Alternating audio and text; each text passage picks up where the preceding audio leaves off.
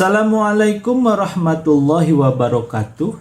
Teman-teman, kita akan diskusi kembali pada video ini, yaitu tentang continuous rating scale. Ini adalah salah satu cara kita bagaimana kita mengukur respon dalam penelitian yang kita lakukan di lapangan dari objek yang kita teliti. Sebelum kita mulai, kita bahas kembali tentang scaling teknik. Apa itu scaling teknik? Scaling teknik tiada lain adalah proses menghasilkan kontinum, yaitu urutan nilai yang kontinu, di mana objek yang diukur karakteristiknya akan kita tempatkan. Jadi, kalau teman-teman mendengar kata kontinum, ini berarti bahwa sesuatu yang berubah karakternya secara bertahap atau dalam tahapan yang sangat kecil tanpa titik pemisah yang jelas. Jadi terjadi secara gradual atau gradasi. Sebagai contoh, misalnya bagaimana seorang konsumen memilih suatu nilai dalam sebuah garis atau rentang sebagai ungkapan kepuasan atau ketidakpuasannya atas produk yang dibelinya. Misal, kita punya titik ekstrim di bawahnya adalah merasakan sebagai produk dengan kualitas terendah. Dan ini garis tempat di mana dia akan menempatkan responnya itu hingga di titik kualitas tertinggi. Jadi dia bisa menempatkan di mana saja. Kalau misalnya merasa tidak puas, demikian juga sebaliknya akan semakin kanan kalau dia merasa puas. Teman-teman, scaling teknik itu dibagi menjadi dua bagian. Ada yang comparative scaling, ada yang non-comparative scaling. Comparative scaling adalah cara yang diambil untuk menentukan nilai dalam kontinum dengan melakukan perbandingan. Perbandingan seperti apa? Perbandingan dengan objek-objek bersesuaian lainnya. Sedangkan non-comparative scaling, kita akan menentukan nilai dalam kontinum secara independen untuk objek itu sendiri, tanpa melakukan atau memperhatikan objek-objek lainnya. Sebagai contoh, misalnya, untuk pertanyaan-pertanyaan dalam teknik comparative scaling, misalnya, silakan saudara urutkan menurut prioritasnya 6 buah barang berikut. Jadi teman-teman akan diberikan list atau daftar 6 buah barang, kemudian akan teman-teman urutkan. Karena ketika mengurutkan ke-6 barang tadi, pasti teman-teman akan membandingkan antara satu dengan barang lainnya, mana yang lebih penting. Berarti teman-teman akan melakukan teknik comparative scaling. Contoh lain, saudara diberi 100 skor untuk dibagikan ke 5 kota berikut menurut urutan ingin dikunjunginya. Kota yang lebih ingin dikunjungi mendapat skor yang lebih besar.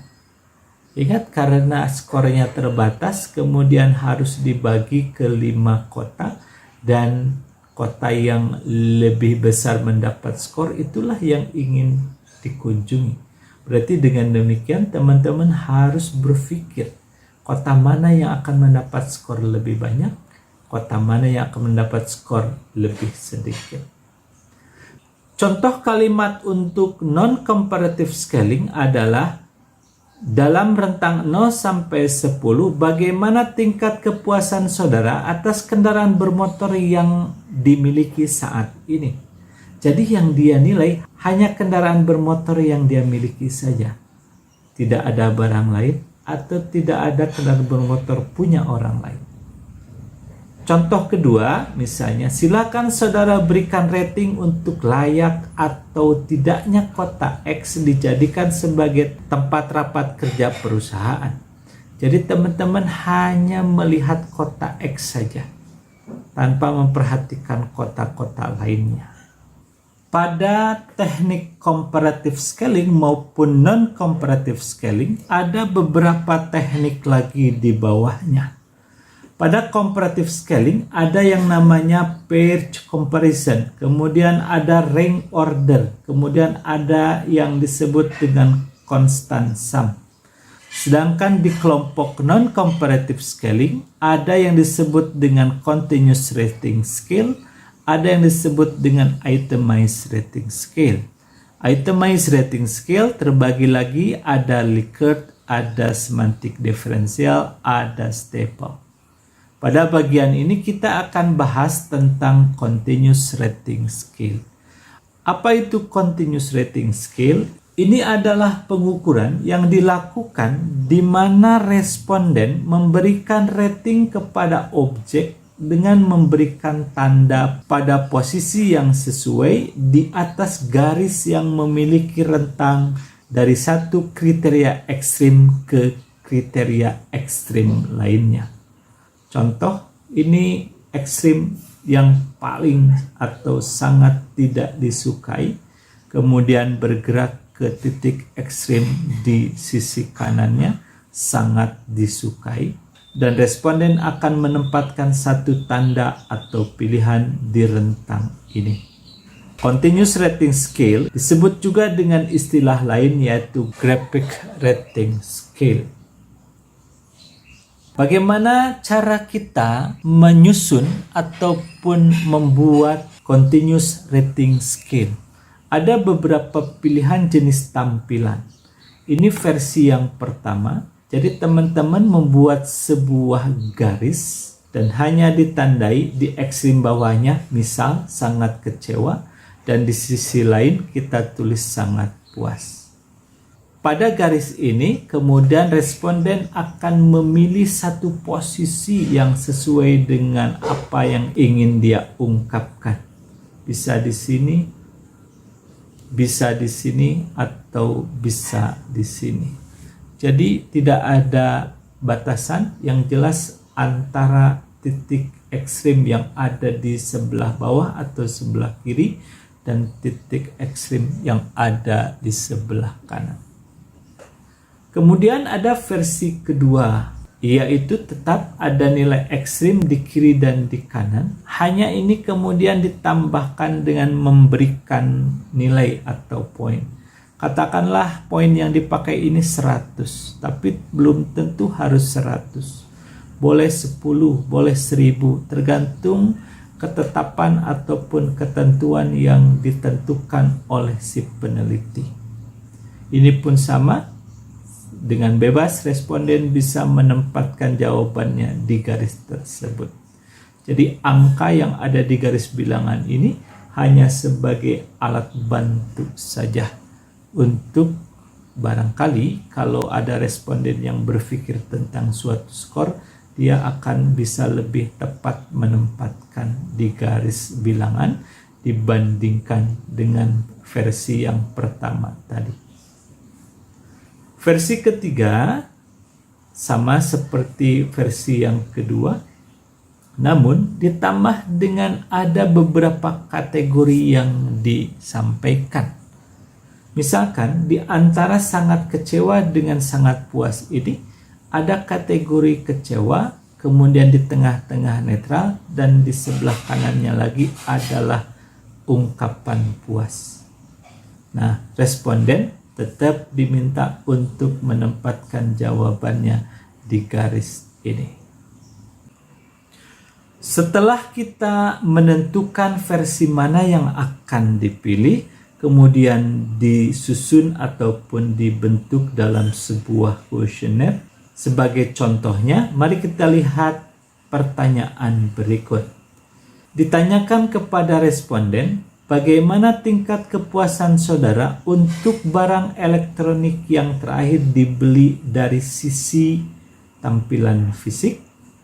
Ini garis atau continuous rating scale-nya. Dan si responden misalnya menjawab di titik ini. Yang kedua, dari sisi fitur dan aksesoris. Ini garisnya. Dan kembali si responden akan memilih, katakanlah di sini. Dari sisi manfaat yang diberikan, ini continuous rating scale-nya, kemudian katakanlah si responden memilih di sini. Kemudian sisi yang keempat, layanan purna jual.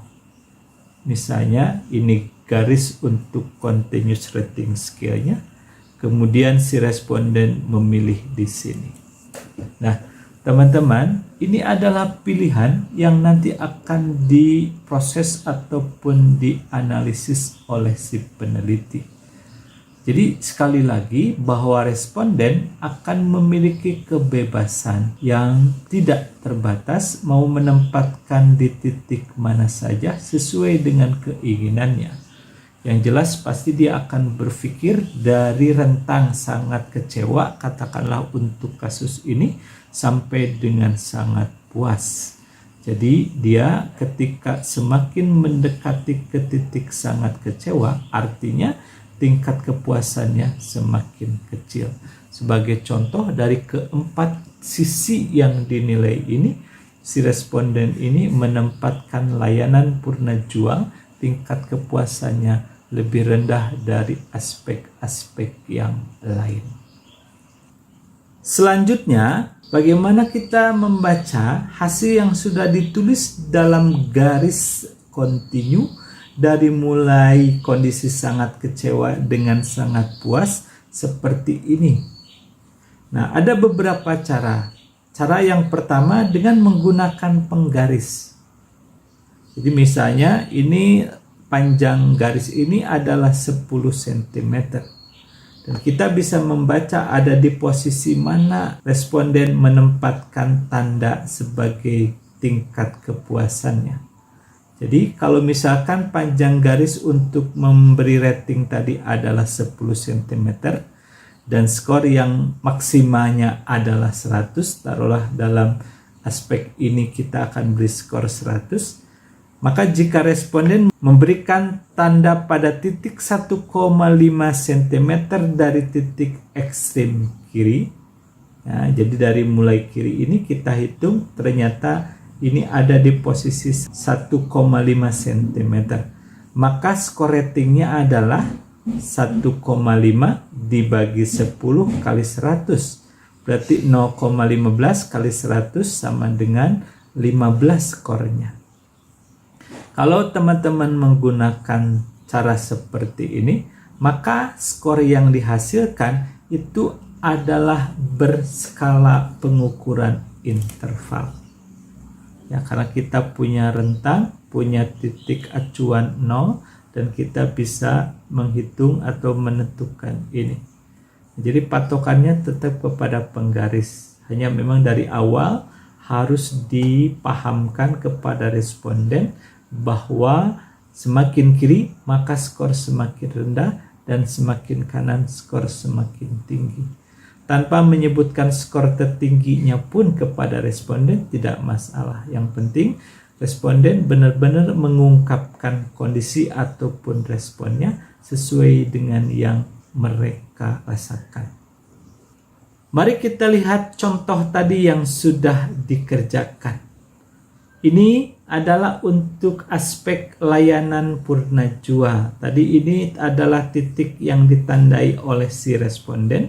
Dengan menggunakan penggaris tadi, maka kita dapat melihat, misalkan kalau skor maksimalnya 100, maka rating yang diberikan responden tersebut adalah 3,9. Dari mana 3,9? Hasil pengukuran kita.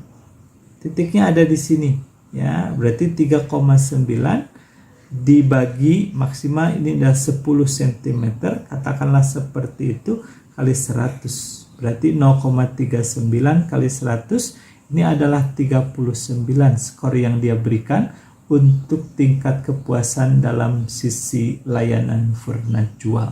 Kalau skor yang diperoleh menggunakan cara seperti itu, ini kita klasifikasikan skala pengukurannya adalah interval. Teman-teman, cara pembacaan yang kedua adalah dengan menggunakan kategorisasi. Jadi peneliti akan membuat kategori-kategori di atas garis kontinu ini. Misalnya ini ada 5 kategori. Jadi dari titik ekstrim sangat kecewa ke titik ini kategorinya sangat kecewa, kemudian kecewa terus sampai nanti yang paling kanan adalah sangat puas. Nah, jumlah kategori ini sangat bergantung kepada kebutuhan peneliti. Bisa 3, bisa 5, bisa 6 dan seterusnya. Kemudian perhatikan kategori di mana rating yang diberikan responden. Maka berarti di tempat dia membuat tanda ungkapan atau responnya, maka di kategori itulah ungkapan dari responden itu berada. Nah, kalau misalnya contoh ini, karena dia membuat tandanya makin ke kiri, berarti ini di kelompoknya adalah sangat kecewa. Karena ini adalah dalam bentuk kategori, maka hasil atau data yang diperoleh dengan cara seperti ini akan dikategorikan memiliki skala pengukuran ordinal. Mari kita lihat bagaimana contoh tadi. Untuk aspek layanan purna jual, tadi dengan cara penggaris skornya adalah di 39. Bagaimana kalau kita lihat dengan menggunakan kategorisasi? Ini kategori-kategori yang sudah disusun dan kita lihat dengan melihat posisi dia ada di sini, maka ternyata dia memberikan ratingnya di kelompok kecewa. Dan sekali lagi hasil ini kita masukkan dalam skala pengukuran ordinal. Oke teman-teman, itu adalah penjelasan mengenai continuous rating scale dengan beberapa contoh pemberian tanda atau responnya beserta juga pembacaan dari tanda yang diberikan oleh responden tersebut. Ada beberapa hal yang perlu kita tegaskan kembali bahwa continuous rating scale ini akan dilakukan dengan hanya menempatkan respon pada garis yang kontinu yang disediakan dalam kuesioner ataupun dalam lembar jawaban lainnya. Kemudian teknik scaling ini dianggap sangat mudah dalam proses penyusunan atau pembuatannya. Jadi hanya menentukan kondisi ekstrim di bawah, kemudian dibuat garis sampai kondisi ekstrim di atas. Nah, hanya permasalahannya scoring boleh jadi rumit. Karena apa? Kita harus mengukur dengan presisi yang tinggi. Kecuali dilakukan secara komputerisasi. Kalau pertanyaan atau kuesionernya diberikan secara online, kemudian secara otomatis si responden memilih jawabannya, dengan katakanlah menggeser-geser kursor, itu akan lebih akurat ataupun pembacaan skornya akan lebih mudah karena dilakukan secara otomatis atau secara komputerisasi. Teman-teman, continuous rating scale ini banyak digunakan dalam survei online pada website karena ini sekali lagi dari sisi operasional ataupun sisi pemilihannya akan sangat memudahkan responden. Baik, itu saja teman-teman, mudah-mudahan bermanfaat. Salah satu teknik yang bisa dipilih dalam penggalian data dari responden ketika kita melakukan survei atau melakukan penelitian. Apakah teknik ini efisien atau terbaik bagi teman-teman? Silahkan bandingkan dengan teknik-teknik lain yang sudah saya jelaskan di video lainnya. Terima kasih banyak, mudah-mudahan menjadi ilmu yang bermanfaat bagi kita semua. Jika teman-teman merasakan ada manfaatnya, silahkan disebarkan kepada teman-teman yang lain agar menjadi ilmu yang barokah bagi kita semua. Assalamualaikum warahmatullahi wabarakatuh.